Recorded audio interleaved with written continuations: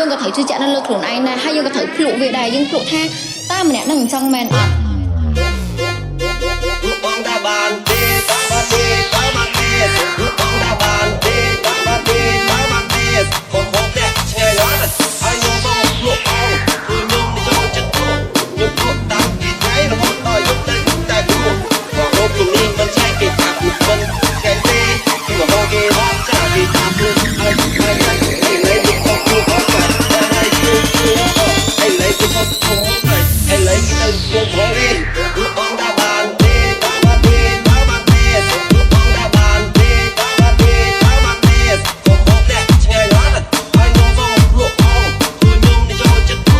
ញុំភ្លក់តាមពីថ្ងៃរហូតដល់យប់ទៅតែព្រោះបងរកជំនាញមិនឆែកគេថាគឺមិនកែទេគឺហៅគេថាចាគេថាភ្លក់ហើយលេងទៅភ្លក់ផងហើយលេងទៅភ្លក់ផងហើយលេងទៅភ្លក់ផងវិញ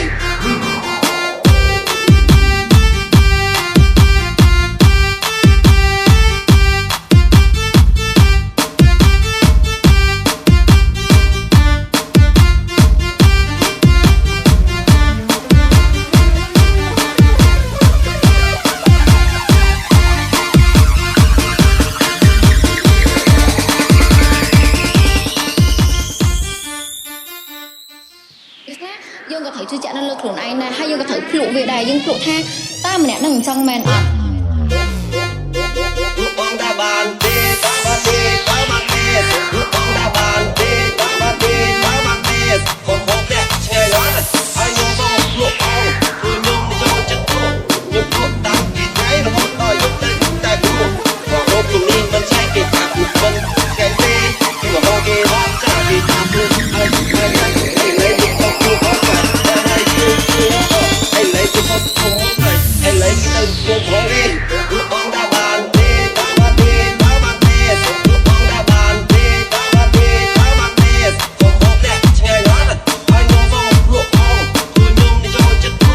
ញុំភ្លក់តាមពីថ្ងៃរហូតដល់យប់ទៅតែព្រោះបងរកជំនាញមិនឆែកគេថាគឺមិនកែទេគឺហៅគេថាចាគេថាភ្លក់ហើយលេងទៅភ្លក់ផងហើយលេងទៅភ្លក់ផងហើយលេងទៅភ្លក់ផងវិញ